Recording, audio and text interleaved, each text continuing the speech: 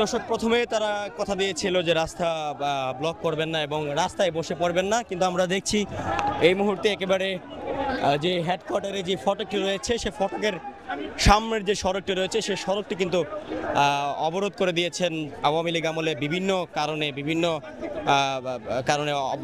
চাকরি হারানো যে পুলিশ সদস্যরা তারা কিন্তু প্রথমে কথা দিয়েছেন তারা ফুটপাতের উপরে একটি ব্যানারে নিয়ে তারা দাঁড়াবেন, কিন্তু তারপর আমরা দেখছি যে কিছুক্ষণের মধ্যে তারা একেবারে মূল যে সড়কটি রয়েছে হেডকোয়ার্টারের সামনে যে সড়কটি সেই সড়কটি অবরোধ করেছেন এবং আমরা দেখছি যে সেই জন্য যে পুলিশ হেডকোয়ার্টার যে ফটকটি রয়েছে সেই ফটকটি কিন্তু তালাবদ্ধ করে দেওয়া হয়েছে এবং ফটকের সামনে বিপুল পরিমাণ পুলিশ সদস্য অবস্থান করছেন এবং আমরা দেখছি সবার হাতে কিন্তু লাঠি এবং আর্মস রয়েছে এবং তারা যে কোনো ধরনের অপ্রীতিকর ঘটনা ঘটাতে প্রস্তুত রয়েছেন, এটা দেখা যাচ্ছে।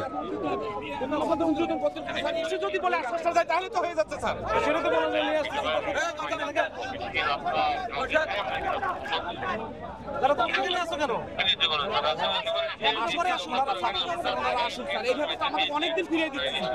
বারবার ফিরিয়ে দিচ্ছে,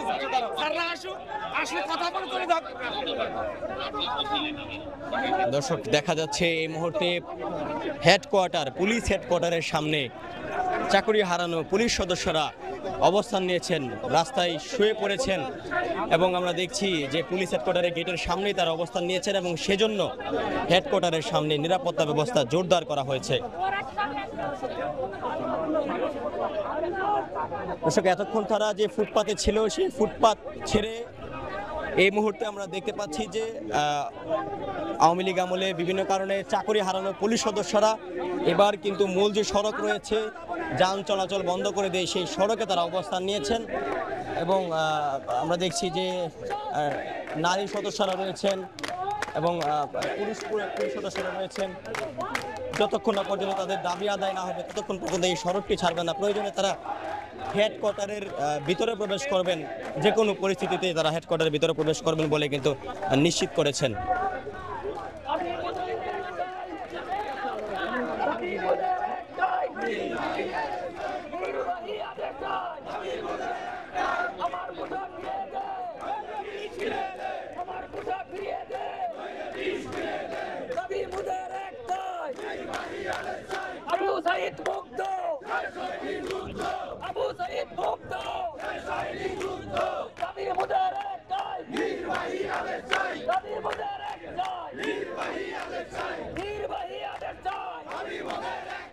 আমার পোশাক ফিরিয়ে দে,